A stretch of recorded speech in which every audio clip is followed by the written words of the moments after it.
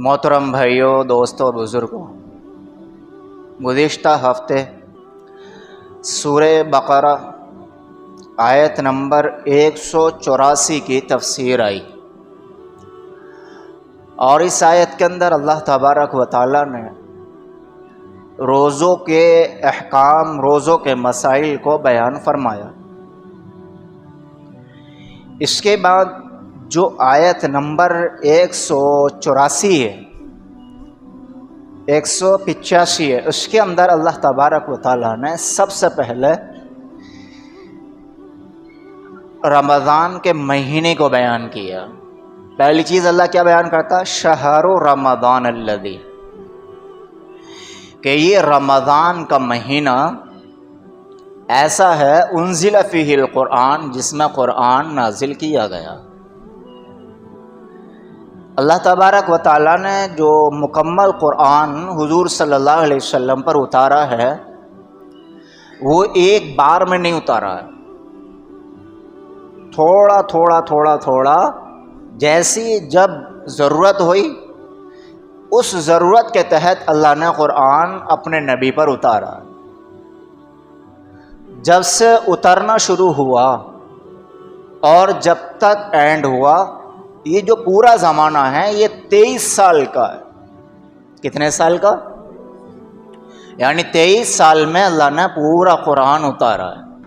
آپ جانتے ہوں گے، سنا بھی ہوگا کہ جب حضور صلی اللہ علیہ وسلم کی عمر 40 سال ہوئی تھی تو وہی اترنا شروع ہوئی تھی، اور جہاں اترنا شروع ہوئی وہ کون سی جگہ تھی؟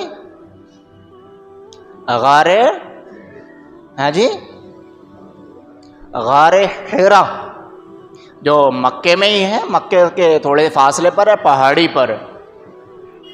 یہاں حضور صلی اللہ علیہ وسلم جب، اور ایسا نہیں کہ اس دن اتفاقاً چلے گئے ہوں جس دن قرآن اترا تھا، ایسا نہیں ہے، بلکہ حضور صلی اللہ علیہ وسلم کی عادت یہ تھی کہ آپ حضرت خدیجہ رضی اللہ عنہا سے 5 دن کا، 1 ہفتے کا، 10 دن کا، اتنے دنوں کا کھانا بنوا کر لے جاتے تھے، اور وہیں مسلسل رہتے تھے، دن کو بھی رات کو بھی، دن کو بھی رات کو بھی۔ اب چونکہ نمازیں تو نازل نہیں ہوئی تھیں، نمازیں تو نہیں اتری تھی ابھی، آپ وہاں پر عبادت کرتے تھے جس طریقے سے بھی کرتے ہوں۔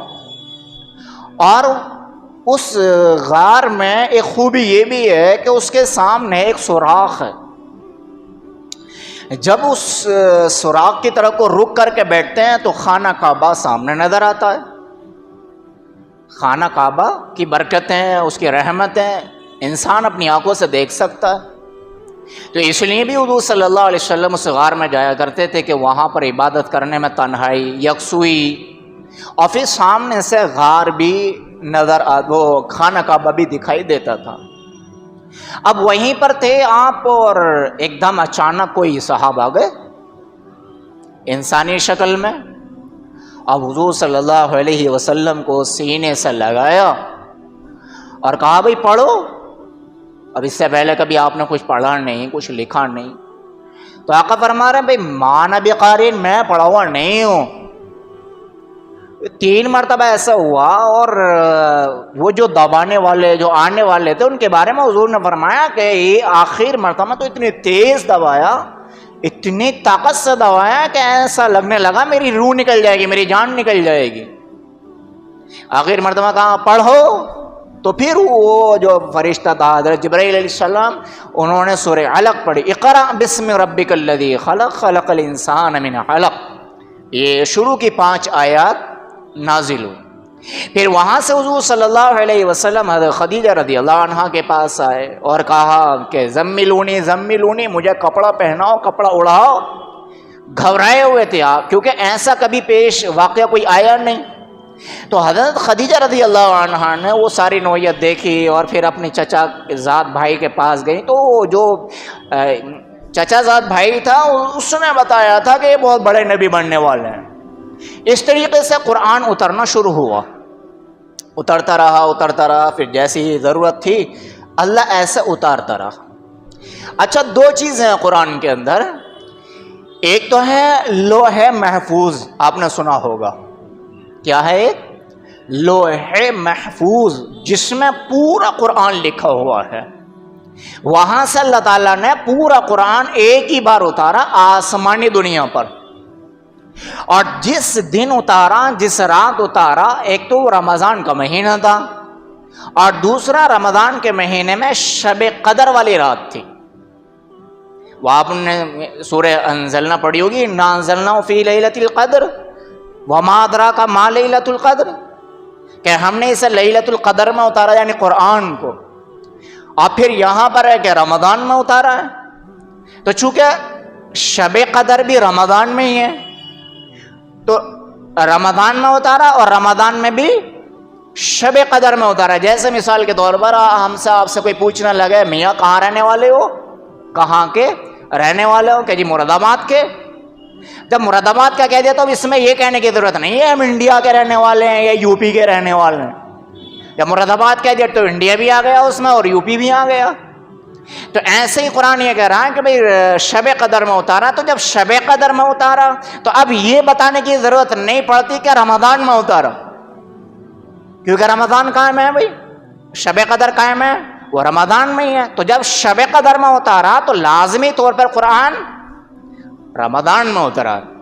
تو پورا قرآن رمضان کے مہینے میں اور شب قدر میں اللہ تعالیٰ نے لوح محفوظ سے آسمانی دنیا پر اتارا.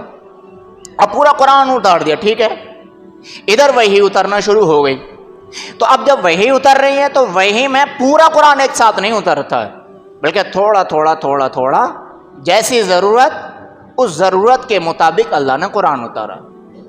اچھا، رمضان میں صرف قرآن نہیں اترا ہے، جتنی بھی آسمانی کتابیں ہیں وہ ساری رمضان میں اتری. اور جتنی بھی چھوٹی چھوٹی کتابیں جن کو صحیفے کہا جاتا ہے، چاہے وہ ابراہیم علیہ السلام کے ہوں یا آدم علیہ السلام کے ہوں یا دوسرے نبیوں رسولوں کے ہوں، وہ ساری کی ساری رمضان میں اتاری. آگے کیا ہے اللہ؟ ہدی للناس، کہ دیکھو ایک تو یہ کہ یہ رمضان کا مہینہ اس میں قرآن اتارا گیا. قرآن کی طاقت کیا ہے کہ یہ لوگوں کو ہدایت عطا کرتا ہے. قرآن کی طاقت کیا ہے؟ یہ لوگوں کو ہدایت عطا کرتا ہے، لوگوں کو سیدھی راہ دکھاتا ہے. ایک مثال بتاؤں میں، حضرت عمر رضی اللہ تعالیٰ عنہ حضور صلی اللہ علیہ وسلم کا سر لینے گئے. مشہور واقعہ نا، سنا ہوگا. وہاں پر بہن کو بھی مارا، بہنوں ہی کو بھی مارا. پھر بعد میں کہنے لگے لاؤ دکھاؤ کیا ہے. کہ نہیں ایسا نہیں، پہلے غسل کرو. غسل کرنے کے لیے گئے، بہن دعا مانگنے بیٹھ گئی کہ اے اللہ میں نے اپنے بھائی کے بدن کو تو دھلوا دیا، اس کے دل کو تو دھو دے. وہ غسل کر کے آئے تو وہ سورہ طٰہٰ کی تلاوت کر رہے تھے، سورہ طٰہٰ سیکھ رہے تھے. طٰہٰ مَا أَنزَلْنَا عَلَيْكَ الْقُرْآنَ لِتَشْقَىٰ. جب حضرت عمر رضی اللہ تعالیٰ عنہ پڑھتے پڑھتے یہاں آئے، لا الہ الا انا فاعبدنی اننی انا اللہ، لا الہ الا انا فاعبدنی، کہ میرے سوا کوئی عبادت کے لائق نہیں اور میں ہی تم سب کا اللہ ہوں، میں ہی تمہارا سب کا رب ہوں. یہاں حضرت عمر رضی اللہ تعالیٰ عنہ کی دل کی کھڑکی کھلی اور پھر انہوں نے ایک دم کہا کہ چلو مجھے لے کے پاس، حضور کے پاس. تو ہدایت کہیں سے ملی؟ قرآن کے ذریعے سے ہدایت ملی. اب آپ کے زمانے، آج کے زمانے میں بتا دوں میں آپ کو ایک بات. ابھی کچھ مہینے پہلے ایک راہب کے بارے میں ایک خبر سوشل میڈیا پر وائرل ہو رہی تھی. راہب بھی کون؟ کہ جو راہبوں کے سامنے لیکچر دیتا تھا. مطلب ایسا مولوی عیسائیوں کا کہ جو اپنے مذہب کے مولویوں کے سامنے بیان دیتا تھا اور چرچ کے اندر، یعنی کہ آج کی زبان میں کہہ لیں کہ امامت کرتا تھا، لوگوں کو عیسائی مذہب کے بارے میں بتاتا تھا.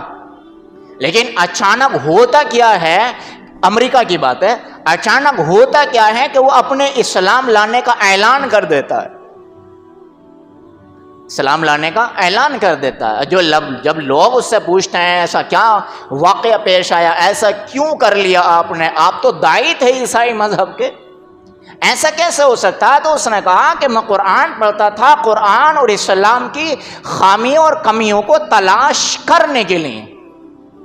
خامی اور کمیاں تو کیا ملتی، مجھے ہر قدم پر اور ہر لفظ پر خوبی ہی خوبیاں نظر آئیں۔ تو جس مذہب کے اندر خامی کمیاں نام کی کوئی چیز نہ ہو اور اس مذہب کو چھوڑ کر دوسرے مذہب کو چلنا، یہ کون سی عقل مندی کی بات ہے؟ تو قرآن کے بارے میں اللہ نے جہاں فرمایا یہ ہدایت کا ذریعہ ہے، ہدایت ملتی ہے، تو پھر اللہ تعالیٰ ایسے ایسے لوگوں کو بھی ہدایت عطا فرما دیتا ہے کہ جو دوسرے مذہب کو فالو کرنے والے، دوسرے مذہب کو پھیلانے والے، اگر اندازہ لگائیے کہ وہ بندہ اس مذہب کی باریکیاں کتنی جانتا ہوگا کہ جو خود اس مذہب کا وہ مولوی ہے، لیکن جب قرآن پڑھتا ہے تو مجبور ہو جاتا ہے اپنے مذہب کو چھوڑنے پر۔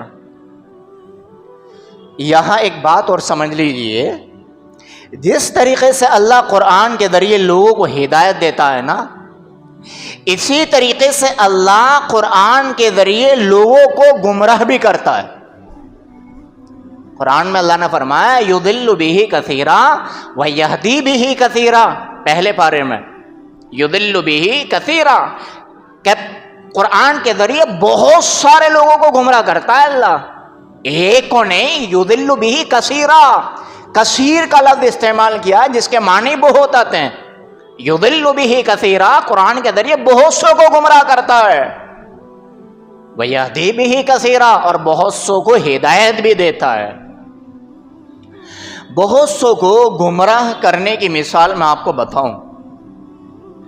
ایک مرتبہ حضور صلی اللہ علیہ وسلم بیٹھے ہوئے تھے اور آپ کے اوپر وحی اتری، اور وحی میں 18واں پارہ ہے، 18ویں پارے کی 5-6 آیات نیچے کو جب اترتے ہیں تو وہاں پر ہے ثم خلقنا النطفة علقة فخلقنا العلقة مضغة فخلقنا المضغة عظاما فكسونا العظام لحما ثم انشأناه خلقا آخر فتبارک اللہ احسن الخالقین۔ تو یہ فتبارک اللہ احسن الخالقین جو ہے یہ نہیں اترا تھا، اس سے پہلے اترا تھا۔ اب حضور صلی اللہ علیہ وسلم پر جب وحی اترتی تھی نا تو آپ کی باڈی کا ری ایکشن بدل جاتا تھا۔ مثال کے طور پر آپ ایسے ہو جاتے تھے جیسے کہ بے ہوش سے ہو گئے جب قرآن اترتا تھا، کیونکہ لوڈ پڑتا تھا قرآن کا۔ کبھی کبھی ایسا ہوتا تھا کہ سیٹی کی سی آواز آتی تھی، سیٹی کی سی، جیسے کہ بہت تیز ہوا چلتی ہے نا تو ہوا میں سیٹی سی کی آواز آتی ہے، بعض مرتبہ ایسی آواز آتی تھی، بعض مرتبہ ایسا ہوتا تھا کہ آپ کو پسینہ آ جاتا تھا چاہے کتنی بھی سردی کیوں نہ ہو، اور لوڈ تو اتنا آ جاتا تھا۔ ایک صحابی کہتے ہیں کہ ایک مرتبہ حضور صلی اللہ علیہ وسلم کا سر مبارک میری ران پر رکھا تھا، اور اسی حالت میں آپ کے اوپر وحی اترنا شروع ہو گئی۔ وحی میں اتنا وزن تھا ایسا لگ رہا تھا کہ میری ران پھٹ جائے گی، اتنا وزن ہو جاتا تھا۔ ایک حدیث شریف میں ہے ایک مرتبہ آپ اونٹنی پر سفر کر رہے تھے، اسی حال میں آپ کے اوپر وحی اترنا شروع ہو گئی، اتنا وزن کہ اونٹنی بھی سہن نہ کر سکی، زمین پہ بیٹھ گئی، اتنا وزن۔ تو جب یہ آیت اتری نا تو حضرت عمر رضی اللہ عنہ پاس میں بیٹھے تھے، تو حضرت عمر رضی اللہ تعالیٰ عنہ، اچھا اس آیت کا پس منظر کیا وہ ذرا سا بتا دوں میں آپ کو۔ اللہ یہ فرما رہا کہ ہم نے انسان کو کیسے پیدا کیا، دیکھو پہلے منی کا قطرہ، ثم خلقنا النطفہ، منی کا قطرہ، پھر منی کے قطرے سے ہم نے لوتھڑا بنایا، خون کا، گوشت کا نہیں، خون کا، کیونکہ 40 دن منی رہتی ہے ماں کے پیٹ میں، جو ہمارے آپ کے والد کی کمر سے نکلتی ہے۔ کہاں سے نکلتی ہے؟ کمر سے نکلتی ہے۔ تو 40 دن منی کا قطرہ، 40 دن خون کا لوتھڑا، خون کے لوتھڑے کے بعد پھر 40 دن کے بعد اس خون کے لوتھڑے کو اللہ تبدیل کرنا شروع کر دیتا گوشت کے لوتھڑے، پھر گوشت کے لوتھڑے پر اللہ ہڈیاں چڑھانا شروع کر دیتا ہے۔ تو یہ منظر اللہ بیان کر رہا قرآن۔ تو جب یہ انسان کی پوری پیدائش اور اس کی بناوٹ کو بیان کیا نا، تو حضرت عمر رضی اللہ عنہ کی زبان سے نکلا فتبارک اللہ احسن الخالقین. اس کا مطلب یہ ہے کہ اللہ کتنا اچھا پیدا کرنے والا یہ ہے. تو جو پاس میں ایک صحابی بیٹھے تھے، اور وہ صحابی جو تھے ان کا نام تھا عبداللہ ابن سرح. کیا نام تھا؟ عبداللہ ابن سرح. تو حضرت عمر رضی اللہ عنہ نے یہ کہا نا فتبارک اللہ احسن الخالقین، تو حضرت جبرائیل علیہ السلام دوبارہ آئے اور کہا جبرائیل علیہ السلام نے حضور سے کہ جو میں پہلے اتار چکا تھا وہ بھی قرآن ہے، اور جو حضرت عمر کی زبان سے ابھی ادا ہوئے ہیں الفاظ، اس کو بھی آپ قرآن بنا کر قرآن میں ہی لکھ لیجئے. کتنی بڑی ہستی ہیں حضرت عمر رضی اللہ عنہ. تو وہ جو پاس میں بیٹھے تھے نا، انہوں نے اپنی بھوئیں چڑھا لی. آپ کو معلوم ہی ہے کہ بھویا کیوں چڑھاتے ہیں؟ ناگواری کسی کے بارے میں محسوس کرنا، یا کسی کی بات پر اعتراض کرنا، یا کسی کی بات کو ناگوار محسوس کرنا، تو بھویاں چڑھا لیتا آدمی. بے یار کیا ہے، یہی تو ہوتا ہے ریئیکشن. بھویاں اس طریقے سے گڑیاں دے لیں اور بس چہرے کا رنگ روپ بدل لیا. تو ایسے ہی انہوں نے کیا. تھے کون؟ قرآن لکھنے والے. تو جب حضرت عمر رضی اللہ عنہ کی بات پر انہوں نے ان سے یہ حرکت ہوئی، تو اللہ کو یہ بات اتنی بری لگی کہ اللہ تعالیٰ نے وہیں اسی وقت بیٹھے بیٹھے حضور کے سامنے ان کے سینے سے ایمان چھین لیا. یہ ڈرنے والی بات ہے. کبھی ہم سوچ رہے ہیں تو نماز پڑھنا ہے 5 ٹائم کی، مولوی صاحب بن گئے، حضرت جی بن گئے، دین ہمارے باپ کے گھر کا، اور ایمان پہ کیا ضرورت ہے محنت کرنے کی، کیا ضرورت ہے فکر کرنے کی. کبھی کبھی ایسے تھپڑ بھی لگ جاتے ہیں. حضور کی مجلس ہے اور قرآن اپنے ہاتھ سے لکھنے والے ہیں، جن کو کہتے ہیں کاتب وحی. میں بتا رہا تھا نا کہ قرآن کے ذریعے اللہ کیسے گمراہ کرتا ہے. ایمان چھینا، حضور کی مجلس چھوڑ کے چلے گئے. اب مارے پھرتے رہے، کبھی ادھر کبھی ادھر، کبھی یہاں کبھی وہاں، کہیں ٹھکانہ نہ لگا. جب حضور صلی اللہ علیہ وسلم نے مکے کو فتح کیا، اس وقت توبہ کر کے یہ آئے تھے، اور حضور صلی اللہ علیہ وسلم نے پھر دوسری مرتبہ ان کے ایمان کو قبول کیا تھا. کاہے کے ذریعے گمراہ ہوئے؟ قرآن کے ذریعے. بہت سارے ایسے واقعات ہیں تاریخ میں، موقع نہیں. تو اللہ قرآن کے ذریعے لوگوں کو ہدایت بھی دیتا ہے، اور قرآن کے ذریعے اللہ لوگوں کو گمراہ بھی کرتا ہے. ہدایت بھی بہت دیتا ہے اور گمراہ بھی بہت کرتا ہے. آگے اللہ فرماتا ہے وَبَيِّنَاتٍ مِّنَ الْهُدَى وَالْفُرْقَانِ. یہ ہدایت اور اس میں دلیلیں ہیں. ہدایت حاصل کرنے کے لیے ایسی واضح دلیلیں ہیں قرآن کے اندر کہ ایک دم کھلم کھلا، کوئی پوشیدگی نہیں ہے قرآن کے اندر. ہر چیز کو قرآن کھول کے بیان کرتا ہے. والفرقان، حق کو الگ کر دیتا ہے اور باطل کو الگ کر دیتا ہے، تاکہ انسان کا ذہن ایک دم صاف ستھرا رہنا چاہیے، کوئی غبار ذہن کے اندر نہیں ہونا چاہیے. جب قرآن نماز کو بیان کرتا ہے صاف ستھرا بیان کرتا ہے، جب روزوں کو بیان کرتا ہے صاف ستھرا بیان کرتا ہے. کوئی بھی حکم جو قرآن بیان کرتا ہے تو پوشیدگی نہیں رکھتا قرآن اس میں. آگے کہہ رہا ہے اللہ فَمَنْ شَهِدَ مِنْكُمُ الشَّهْرَ فَلْيَصُمْ. اب اللہ بیان کر رہا ہے رمضان کے مسائل کو. تم میں سے جو بھی رمضان کے مہینے کو پائے تو روزہ رکھنا اس کے اوپر فرض ہے. اب یہ تو پیچھے بھی گزرا تھا نا آج کے دن. اب آگے اللہ کیا کہہ رہا ہے وَمَنْ كَانَ مَرِيضًا أَوْ عَلَى سَفَرٍ فَعِدَّةٌ مِّنْ أَيَّامٍ أُخَرَ. پھر وہی بات جو اللہ نے پہلے یعنی آج کے دن بیان کری تھی پہلی والی آیت میں. تم میں سے اگر کوئی مریض ہے یا سفر میں ہے تو اب وہ کیا کرے بھائی؟ آیا تھا نا یہ مسئلہ کہ یہ رمضان کا مہینہ ہے، 82 کلومیٹر کا سفر کر رہا ہے، تو اس کے لیے دونوں آپشن ہے، چاہے روزہ رکھ لے چاہے چھوڑ دے. اگر چھوڑے گا تو رمضان کے بعد قضا رکھنی پڑے گی، اور اگر سفر میں بھی رکھ لے گا تو بڑی اچھی بات ہے، لیکن نہ رکھے تو گناہ گار نہیں ہوگا، کیونکہ شریعت نے چھوٹ دے دی ہے اس کی. آگے مریضن کہ اگر تم مریض ہے، ایسا بیمار ہے کہ یا اگر روزہ رکھے تو یا تو بھائی مرض بڑھ جائے یا مر جائے، تو اب شریعت نے چھوڑ دی ہے کہ بھائی رمضان میں روزہ مت رکھ، بعد میں رکھ لینا جب ٹھیک ہو جائے. اس میں جو مریضن کا لفظ ہے نا، اس میں وہ عورت بھی آتی ہے کہ جس عورت کو مہینے میں مسئلہ بن جاتا ہے. سمجھ رہے ہیں نا میری بات؟ تو اب اس کے لیے کیا ہے کہ جب سے وہ کام شروع ہو گیا اس کا روزہ ٹوٹ گیا. بعض عورتیں بیچاری کیا سوچتی ہیں، یہ سوچتی ہیں کہ بھئی ہمیں یہ مسئلہ شروع ہو گیا تو اب روزہ توڑنے کے لیے ہمیں کچھ کھانا پڑے گا یا پینا پڑے گا. حالانکہ مسئلہ کیا ہے کہ جب وہ سلسلہ شروع ہو گیا تو روزہ ان کا ٹوٹ گیا، ختم ہو گیا. اب روزہ توڑنے کے لیے نہ انہیں موموز کھانے کی ضرورت ہے، نہ چاؤمین کھانے کی ضرورت ہے، نہ سموسے کھانے کی ضرورت، نہ پکوڑے کھانے کی ضرورت، اور نہ پیپسی پینے کی ضرورت، کیونکہ عورتوں کو ایسی چیزیں یاد آویں. ہے کہ نہیں؟ بتاؤ بھائی، غلط تو نہیں کر رہا؟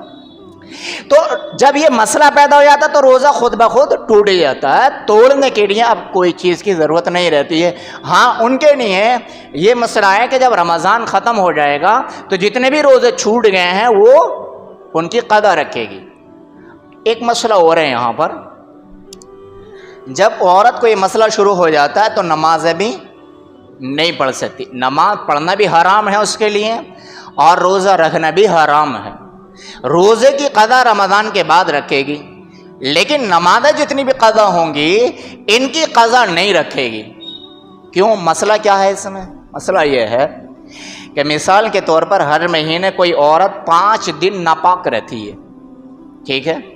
تو 5 دن میں بھیا نمازیں کتنی قضا ہوں گی بتائیے ذرا؟ 25. 5 دن کے بعد بیچاری پاک ہوئی تو اب شریعت اگر یہ کہہ دے پہلے تو بیٹی ادا کر 25 نمازیں، اب اسے پڑھنی ہے وقت کی نماز بھی، اب اسے صبح کا ناشتہ بھی بنانا، دوپہر کا کھانا بھی بنانا، شام کا کھانا بھی بنانا، بچوں کو اسکول بھی بھیجنا، مننے کے ابا کی خدمت بھی کرنی ہے، چننے کے ابا کو یہ کہیں وہ دینا کہیں وہ دینا. کتنی بڑی خدمت ہے اس کے اوپر. اور شریعت یہ بھی کہتے کہ 25 نمازیں بھی پڑھ اور وقت کی نمازیں بھی پڑھ، تو کتنی آفت میں آ جائے گی. تو شریعت یہ کہتی ہے کہ جو ناپاکی میں چھوٹ گئی ان کی قضا نہیں ہے. آج پاک ہو گئی، آج سے تو اب نماز پڑھنا شروع کر دے جو وقت پر اب آئیں گی. یہ ایک تو یہ ہے عورتوں کے بارے میں. اب آگے قرآن کیا کہہ رہا ہے؟ یرید اللہ بکم الیسر ولا یرید بکم العسر.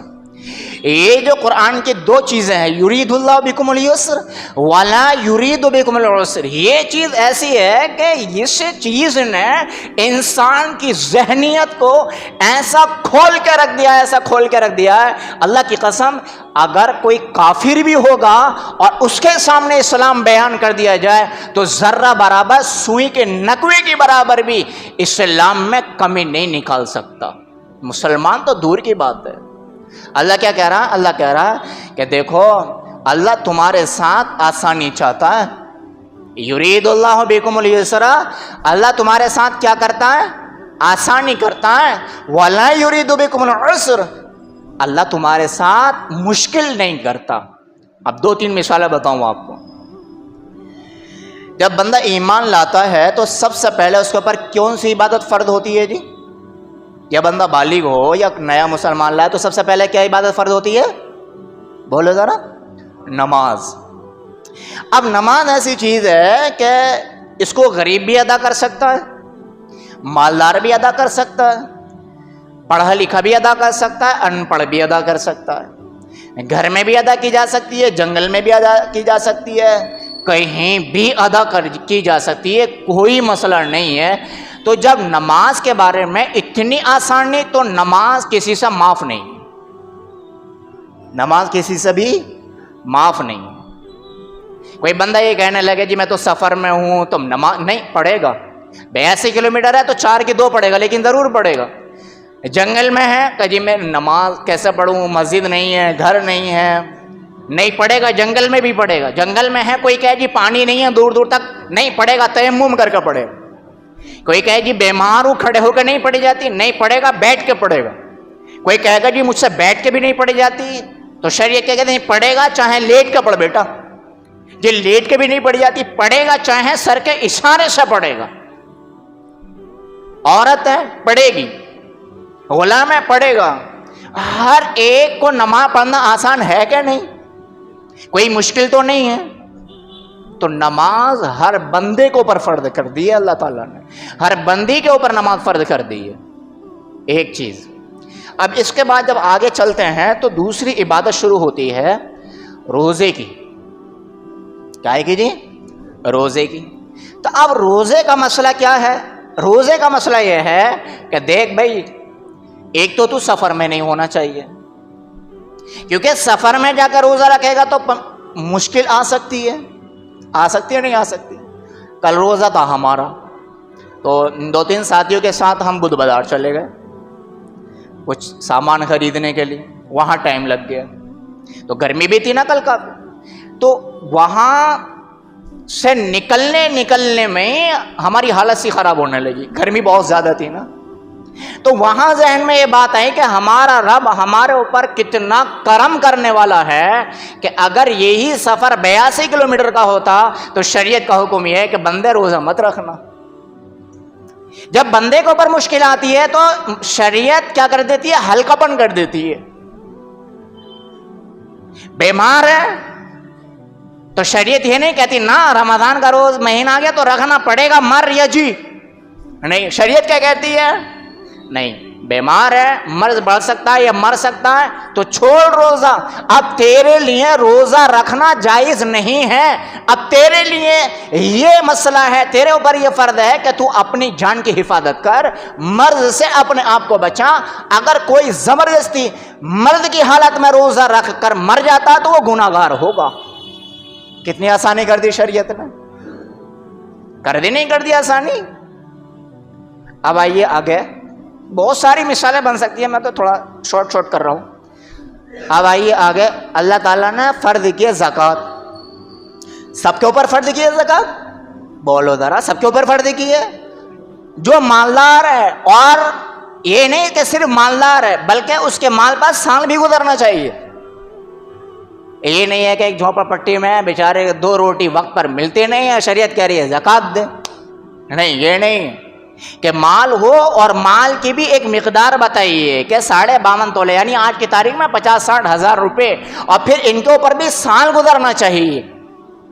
اور کتنا مسئلہ آسان کر دیا کہ اگر 60,000 روپے بس زکوٰۃ ہے اور 60,000 روپے تیرے اوپر قرضہ ہے تو پھر زکوٰۃ بنتی ہی نہیں ہے. جیسے جیسے بندہ مشکلوں میں آتا ہے شریعت مسئلے میں ہلکا پن کرتی چلی جاتی ہے. اب آگے اور آئیے، پھر حج کا مسئلہ آتا ہے. حج ہر کسی کو پر فرض ہے. من استطاع الیہ سبیلا، کہ جس کے پاس جانے کا بھی خرچہ ہو، آنے کا بھی خرچہ ہو، پلس جب تک لوٹ کے نہ آئے بچوں کے لیے بھی خرچہ ہو، تو اس کو پر زکوٰۃ فرض، وہ حج فرض ہوگا، ورنہ اس کو پر حج فرض نہیں ہوگا. یہاں تک مسئلہ ہے جانے کا بھی خرچہ ہے، آنے کا بھی خرچہ ہے، لیکن بیوی بچوں کے پاس چھوڑنے کے لیے خرچہ نہیں ہے تو شریعت کہتی ہے اب تیرے اوپر حج فرض نہیں ہے. کتنی آسانی ہے جی. اسی کو قرآن کہہ رہا ہے یرید اللہ بکم اليسر، کہ اللہ تمہارے ساتھ آسانی چاہتا ہے. عورت کی طرف آئیے گا، مسجد میں نماز پڑھنے کے لیے آنا ایک مجاہدہ ہے نا. بھئی دکان چھوڑ کے آنی ہے، گھر سے نکل کے آنا ہے، دوستوں میں سے اٹھ کے آنا ہے، پیدل بھی چل کے آنا ہے، راستے میں بھی کچھ مسئلہ ہو سکتا ہے. مرد کے لیے ہے نا، تو مرد کے لیے یہ سب چیزیں کوئی مشکل نہیں ہے. لیکن اگر عورت کو یہی حکم دیا جاتا کہ اب چل مسجد، تو گھر میں بچے بھی ہیں ان کی فکر رہتی، گھر میں کھانا بھی ہے اس کا بھی فکر رہتا، آنے جانے میں عزت کی بھی فکر رہتی، یہ سب چیزیں ہیں نا. تو اب شریعت نے اس کے لیے کیا حکم دیا کہ اب تو گھر میں ادا کر نماز. اللہ کے نبی نے فرمایا، ابو داؤد شریف کی روایت ہے کہ اگر تو وہاں پڑھ سکتی ہے صحن میں تو وہاں سے بہتر یہ ہے کہ تو برآمدے میں پڑھ. اگر تو برآمدے میں پڑھ سکتی ہے تو یہاں سے بہتر یہ ہے تو کمرے میں پڑھ. اگر کمرے میں پڑھ سکتی ہے تو کمرے سے بہتر یہ ہے کہ اس کے اندر بھی کوئی کوٹھری ہے تو اس کے اندر نماز پڑھ. کتنی آسانی کر رہا ہے مسئلہ شریعت. اللہ کتنی آسانی کر رہا ہے، ہر جگہ آسانی، ہر جگہ آسانی، کوئی مشکل نہیں ہے. شادی کا نمبر آتا ہے تو شادی میں کیا ہے؟ بھائی نکاح کر لو، ہو گئی شادی. بھائی پیسہ خرچ کرنا، پیسہ کائے میں خرچ کرنا، مہر تو لڑکا دے گا، ولیمہ تو لڑکا دے گا، رہنے سہنے کے لیے سامان چیز کی ضرورت ہے تو کہاں سے آگا؟ بھائی لڑکا انتظام کرے. یہ تو ہمارے اپنے گھروں کے اور ہمارے ریت و رواج ہیں کہ اتنا دہیج ہو اور وہاں ٹھہرے گی بارات، اتنے باراتی آئیں گے. یہ تو شریعت سے ان چیزوں کا کوئی تعلق نہیں ہے. لڑکی یا لڑکی کے گھر والوں کے اوپر شادی کے نام سے شریعت نے 1 روپیے کا بھی اللہ کی قسم پابند نہیں بنایا، 1 روپیے کا بھی پابند نہیں بنایا۔ دیکھو 2-3 چیزیں ہیں بھائی۔ دیکھو پہلی چیز ہے کہ مہر کس کے ذمہ ہے؟ لڑکی دے گی، لڑکا دے گا بیوی کو۔ ولیمہ کون کرے گا؟ شوہر کرے گا۔ کہاں سے کرے گا؟ کتنا کرے گا؟ تو جان، تیرا کام جاننا۔ حضور صلی اللہ علیہ وسلم نے اپنی بیٹی کا نکاح کیا ہے، علی سے کہا کچھ ہے خرچہ کرنے کے لیے؟ جبکہ حضرت علی کا حال تو یہ تھا کہ اپنا گھر بھی نہیں تھا، ایک صحابی نے گھر دیا تھا۔ تو علی رضی اللہ عنہ نے کہا یا رسول اللہ میرے پاس تو ایک وہ ہے زیرہ بس، تو جاؤ بیچ کے آؤ۔ تو حضرت عثمان رضی اللہ تعالیٰ عنہ کو وہ زیرہ بیچی، اور حضرت عثمان رضی اللہ تعالیٰ عنہ نے زیرے کا پیسہ بھی دیا اور پھر واپس وہ زیرہ بھی واپس کر دی۔ پھر وہ پیسے کس نے؟ حضرت علی رضی اللہ عنہ نے حضور صلی اللہ علیہ وسلم کو دے دیے۔ تو حضور، چونکہ حضرت علی رضی اللہ تعالیٰ عنہ حضور صلی اللہ علیہ وسلم کے گھر میں ہی پلتے تھے۔ علی رضی اللہ عنہ کے جو والد تھے ابو طالب، وہ بہت غریب تھے، اولاد بہت تھی، تو علی رضی اللہ تعالیٰ عنہ کو حضور صلی اللہ علیہ وسلم نے اپنے گھر میں رکھ کے پالا ہے۔ تو جہاں داماد بھی تھے وہاں بیٹے کی طرح بھی تھے۔ تو جب زیرے کے پیسے آئے تھے تو حضرت حضور صلی اللہ علیہ وسلم نے اسی پیسے سے چکی خریدی، آٹا خریدا، یا تکیا خریدا، یا لوٹا خریدا، یا جو بھی خریدا وہ کس کے پیسے سے تھا؟ حضور کے، علی کے پیسے سے تھا۔ ولیمہ ہوا علی کے پیسے سے ہوا۔ مہر کس نے دیا؟ حضرت علی نے دیا، اپنے پیسے سے دیا۔ تو شادی، یہ جو بھی کچھ اس میں خرچہ ہوتا ہے وہ سب کچھ اگر ہوتا تو لڑکے کا ہوتا، لڑکی کا کچھ خرچہ ہوتا ہی نہیں ہے۔ اور آج ہم نے شادی کو ایسا طوفان بنا دیا، ایسا طوفان بنا دیا کہ لڑکیوں کی عمریں نکلی جا رہی ہیں گھر میں بیٹھے بیٹھے۔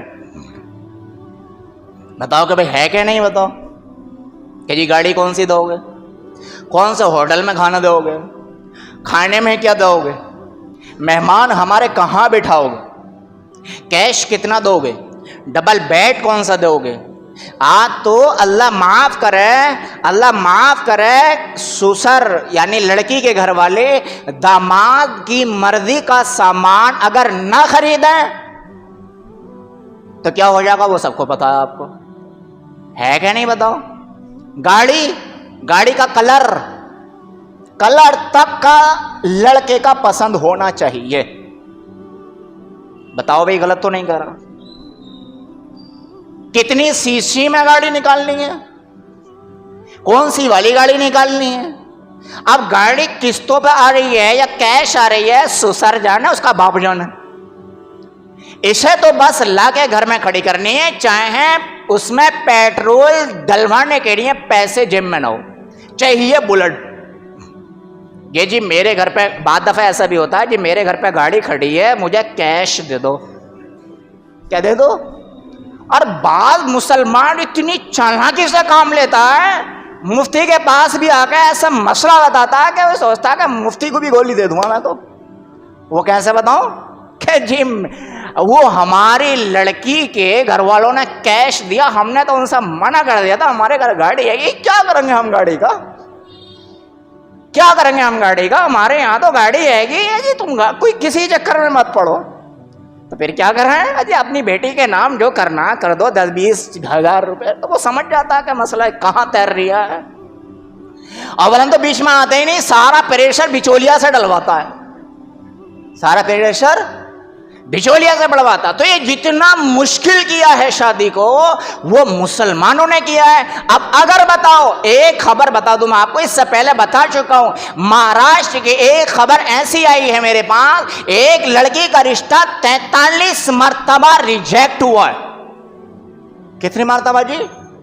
43 مرتبہ کینسل ہوا، 2 وجہ سے۔ ایک اس وجہ سے کہ لڑکی کا رنگ ہلکا سانولا تھا، ایک مسئلہ تو یہ بھی ہے نا کہ ہر لڑکے کو گوری لڑکی چاہیے، چاہے خود ایسا ہو کہ شیشے میں دیکھ کے خود بھی اپنے آپ سے ڈر جاتا ہو، لڑکی گوری چاہیے اسے۔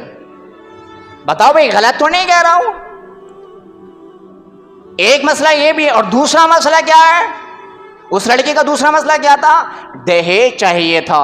اب وہ گوری بھی نہیں، اس کے باپ باپ تھا ہی نہیں، بیوہ عورت ہے اس کی ماں، اور اس کی ماں کے مطلب ماں کا یہ حال ہے کہ آپ کے ہمارے گھروں میں جھاڑو پوچھا کرتی ہے تو وہ کہاں سے کیش دے سکتی ہے بیچاری؟ معلوم ہے 43 جگہ سے رشتہ ریجیکٹ ہوا. ریجیکٹ کرنے والے کون؟ مسلمان. جب وہ بیچاری ہار گئی اپنی زندگی سے تو اس کا کنیکشن ایک غیر مسلم لڑکے سے ہوا، اور جب اس کے ساتھ کنیکشن ہوا تو اس نے نہ اس کا رنگ دیکھا اور نہ اس کا دہیج دیکھا، خالی لڑکی کو لے کر کے گیا. وہ بتاؤ اگر وہ لڑکی کافر بنی ہے تو اس کا وبال کس کے اوپر پڑے گا؟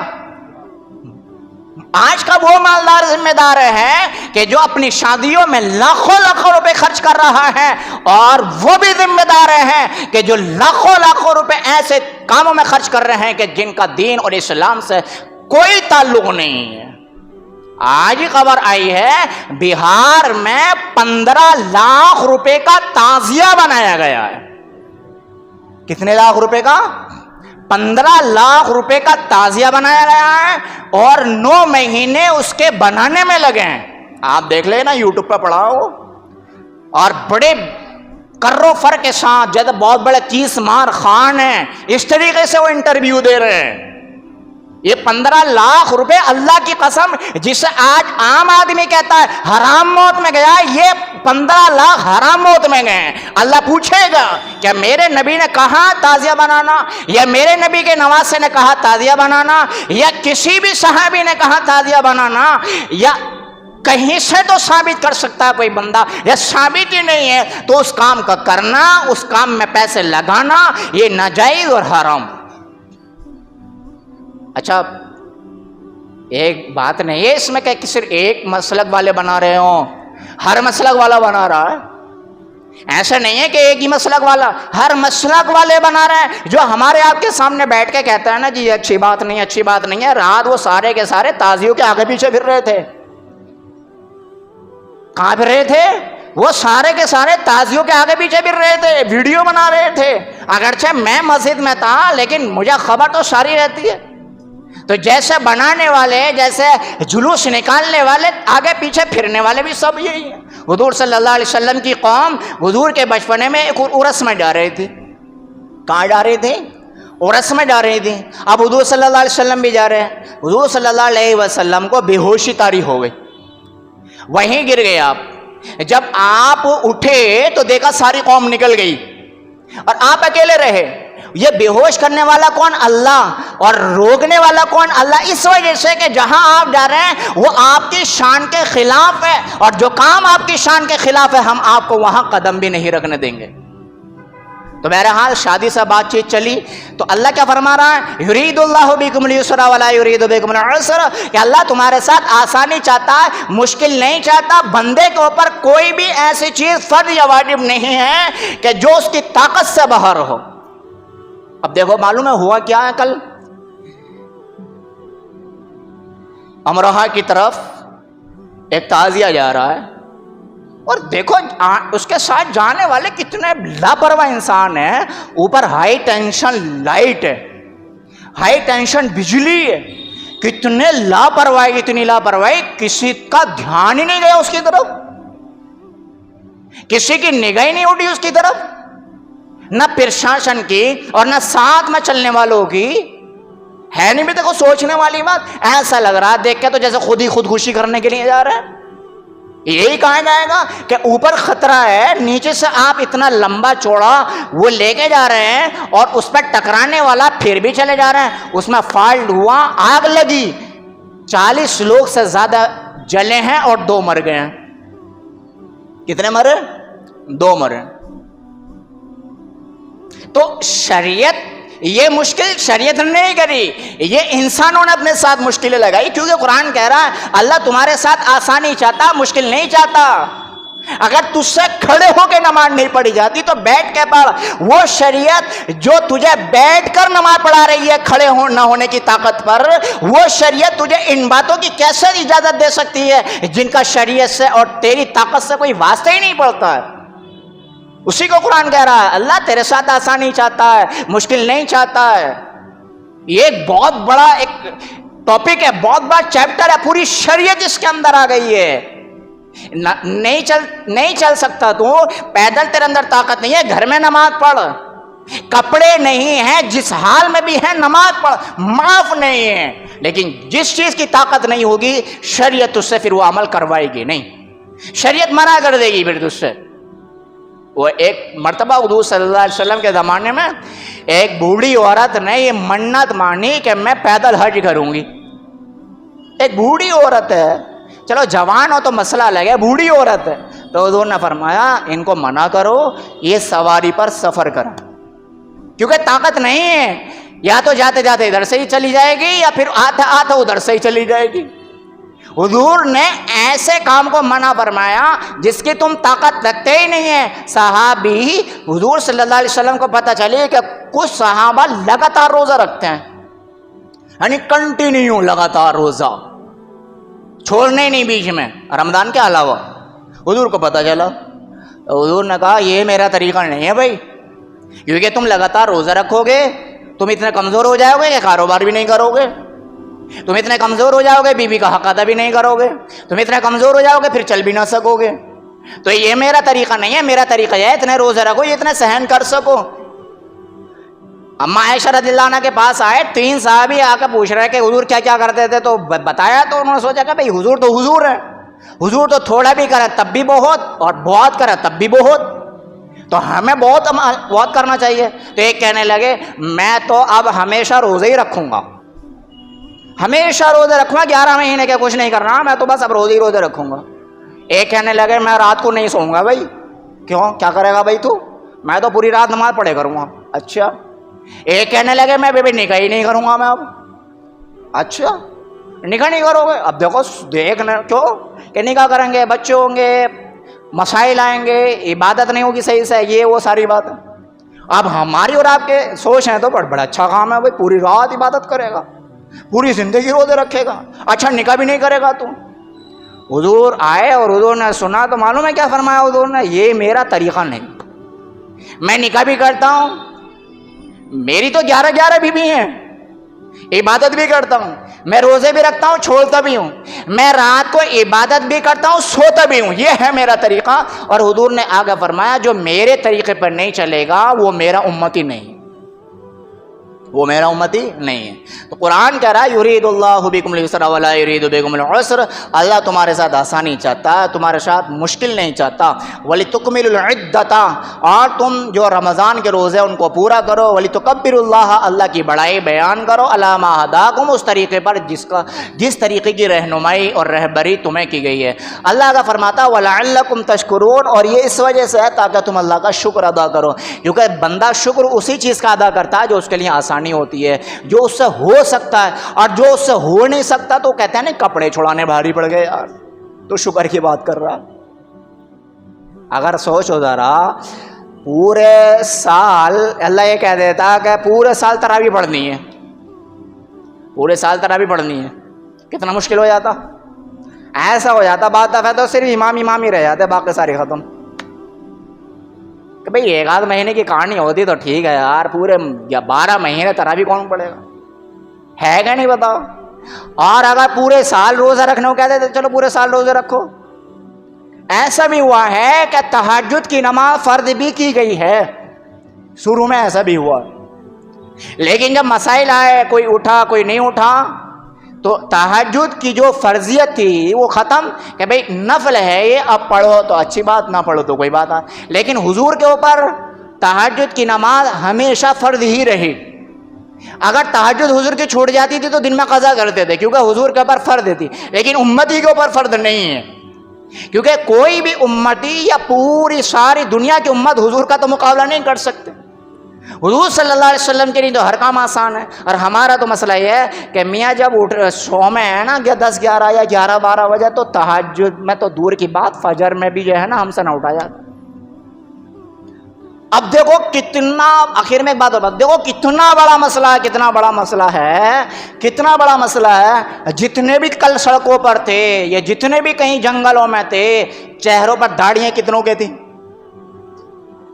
بتاؤ ذرا اندازہ لگاؤ. جب ہم کل آ رہے تھے ادھر سے بازار سے تو کچھ لوگ تعزیے کو کربلا میں چھوڑ کے آ رہے تھے. میں نے سب کے اوپر نگاہ دوڑائی, ایک کے چہرے پہ بھی داڑھی نہیں تھی, ایک کے چہرے پر. میں کہہ رہا تھا ان لوگوں سے, من کی دیکھو یہ ہیں حسینی کے جن کے چہرے پر بھی داڑھی نہیں ہے, اور حضرت حسین رضی اللہ تعالیٰ عنہ نے کبھی اپنی داڑھی کا ایک بال تک نہیں گڑوایا, چہرے پر داڑھی نہیں ہے.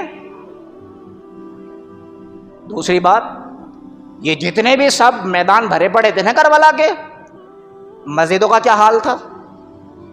سوچو مسجدوں کا کیا حال تھا ہماری. یہ بھیڑ نماز کے وقت میں مسجدوں میں کیوں نہیں آئی؟ یہ حسینی کہ ہے حسین رضی اللہ تعالیٰ عنہ کہ آخری وقت تھا تو سجدے میں سر اور گردن پہ تلوار تھی ظالموں کی. ایسے عالم میں بھی آپ نے نماز نہیں چھوڑی, ایسے عالم میں بھی نماز نہیں چھوڑی ہے.